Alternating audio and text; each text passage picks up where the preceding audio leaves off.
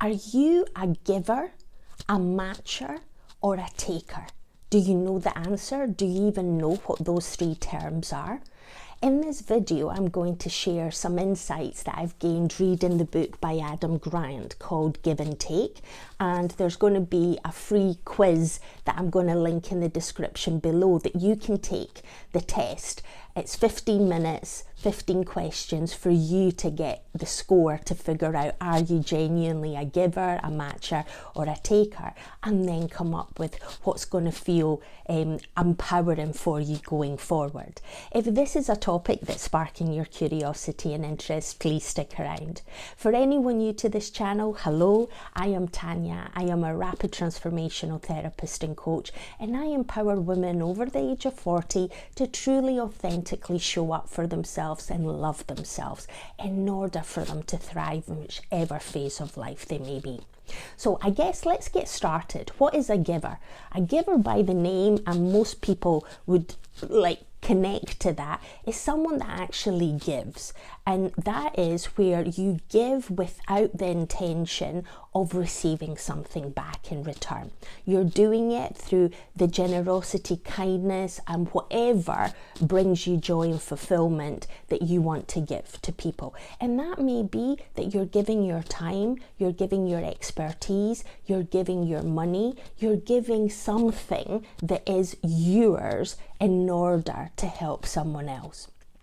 Now, the matchers are people who see things as a win-win or a win or a lose-lose kind of situation, but from an empowering perspective, you want to be in a win-win situation. And this is where you actually help people, but you expect them to return the favor. Now, it might not be a like-for-like exchange, but it's a favor. It's almost like you're keeping a mental tally. Oh, I helped you out here, you helped me out there.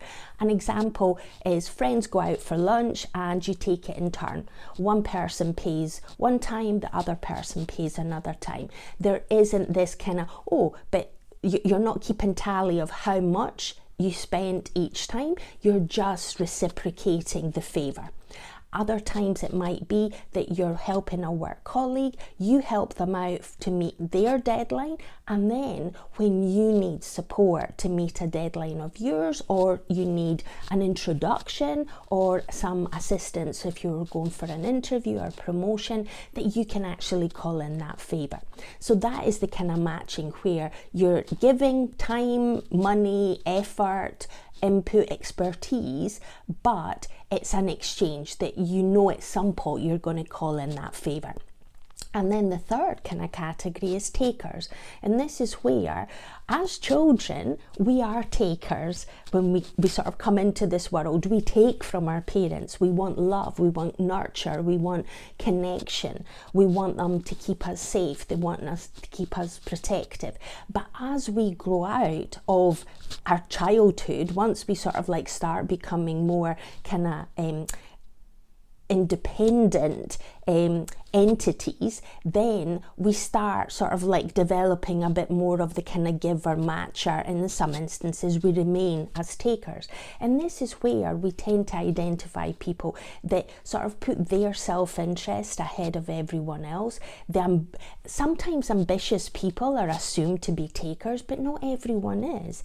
And in this book it's been absolutely beautiful because it's demonstrating that a lot of the really successful people are givers, but there's a few kind of conditions that you need to actually meet in order for you to be a giver but not burn yourself out, because that is the kind of connection that I had. I was like, okay, I knew instinctively I am a giver by nature, but I thought that by giving, I then became a doormat, which was the reality in my situation, and that was linked to low self-worth and self-respect for myself. But within this book there's also an explanation that there's two types of givers. There's the selfless givers, the ones that just keep giving and never expect anything in return, or they actually are so they can't cope, they can't handle with receiving in return, and they push back, and as a result that can impact some relationships because there's a lot of people are probably more kind of inclined to be matchers rather than givers or takers. And in this kind of space where if you constantly are giving to people but you never take anything back, it's only natural that you're going to burn yourself out. You're going to start seeing yourself as a doormat that you can't say no, so your boundaries are impacted, your well-being and health are impacted.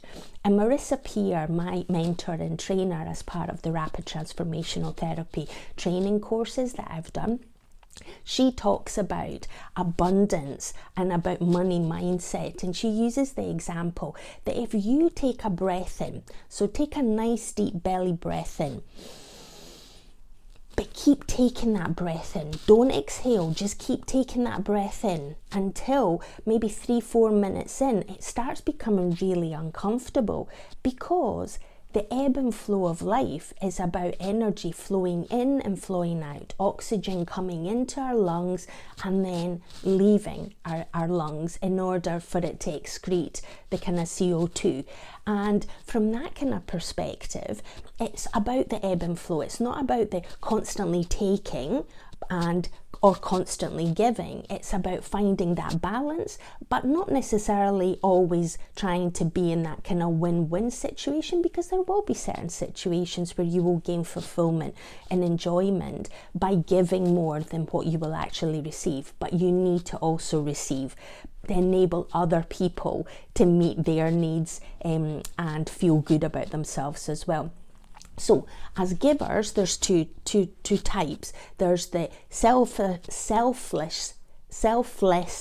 givers who are constantly giving and therefore can be taken advantage of. They can start feeling burnout and resentment towards people, because then they start feeling that their well-being and health is being impacted as a result, and then they end up having to go into like either depression or require deep rest, or they need to sort of like remove themselves from the situation in order to focus on their well-being.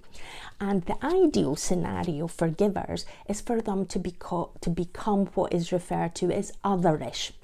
And this is where the successful givers are people that are giving, but by giving different types of their input and their expertise, their time, their effort, their money in those kind of spaces, it actually energizes them. It makes them feel really good about themselves, and then they don't feel burnt out. And this is where volunteering is something, whether you're volunteering in a local community, for a charity, within your work, or whether you're volunteering by helping friends, family, and people that you know in your neighborhood, or in your religious kind of, if you're in a church, religious kind of community that you may be part of. And this is where, if you do between 100 and 800 hours of volunteering per year, people actually then have the kind of really happy kind of balance in life, where they feel that they're contributing, making an impact, and at the same time they're not actually burning themselves out. So, as I mentioned, there is a free test. So Adam Grant has got a website that is if you just bear with me, www, and I'll put it in the description below, .giveandtake.com. And as I said, it's about 15 minutes, 15 questions that you respond back to, and then you'll get your test results to sort of see what category you actually is your kind of strongest one, and then which are your next. Mine, for full disclosure, I'm 53% giver, 40% matcher, and 7% taker. And now that I know that one of the reasons why I was feeling burnt out, I was thinking I was making the reference, I'm an overgiver, I'm a people pleaser, I don't have healthy boundaries, I'm a bit codependent. There's all those kind of terminologies, and now I realise is that I was a selfless giver. But now that I've got that information, it's making me more self-aware and making me come up with coping strategies to ensure that I am actually more of an otherish rather than a selfless. Because I'm wanting to protect my well-being in order for me to have more impact and help people. So Let me know within the comments below if you've taken the test, what your scores are. Does anything that I've mentioned surprise you? Have you read the book? What did you think of it? And if this is content that has resonated, please like and subscribe. If you feel that someone in your life would benefit from this content, please share it with them.